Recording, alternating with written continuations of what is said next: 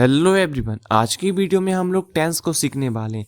यदि आप लोग अच्छी इंग्लिश लिखना या फिर बोलना चाहते हैं तो आपके लिए सबसे इम्पोर्टेंट टॉपिक है ग्रामर में टेंस।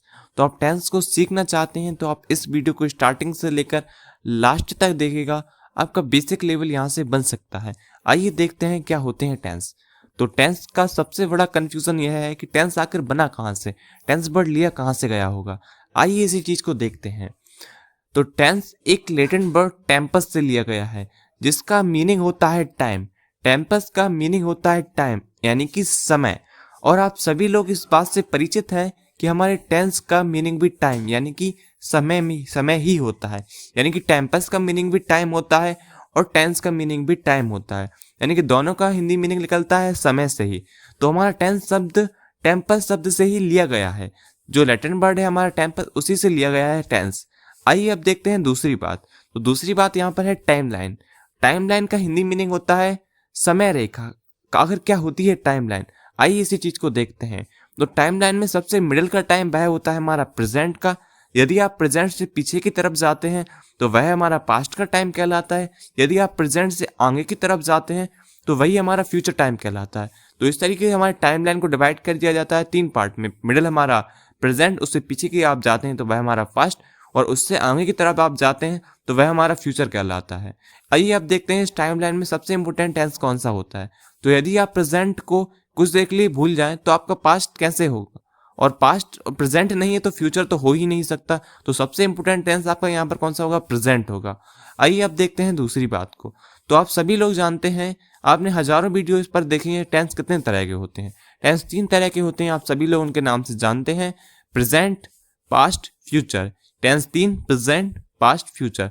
प्रेजेंट का हिंदी मीनिंग वर्तमान समय, और पास्ट भूतकाल, और फ्यूचर भविष्य का समय। तो यह तीन है टेंस, प्रेजेंट, पास्ट, फ्यूचर।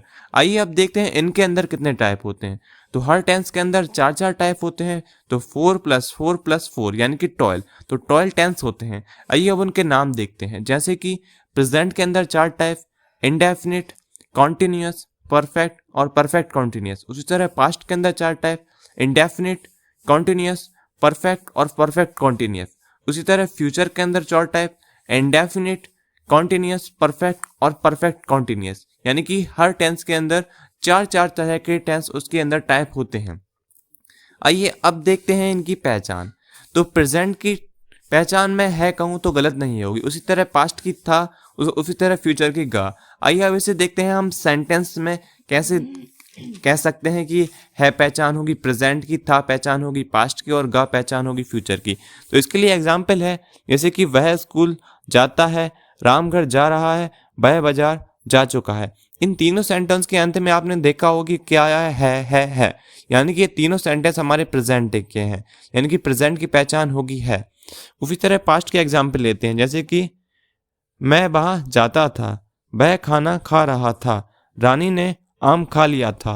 इन सभी सेंटेंस के अंत में था आया, यानी कि पास्ट की पहचान होगी था। उसी तरह फ्यूचर के एग्जाम्पल देखते हैं, जैसे कि वह स्कूल जाएगा, मैं पढ़ता रहूंगा, रोहित हंसता रहेगा। इन सभी एग्जाम्पल में आप लोगों ने देखा कि लास्ट में क्या आया, गा, यानी कि फ्यूचर की पहचान होगी गा, यानी कि प्रेजेंट की है, फ्यूचर की गा, और पास्ट की था। तो इस तरीके से इनकी पहचान होती है। यदि आपको टेंस की बेसिक लेवल की वीडियो अच्छी लगी हो तो हमारी वीडियो को लाइक करें और हमारे चैनल को सब्सक्राइब करें।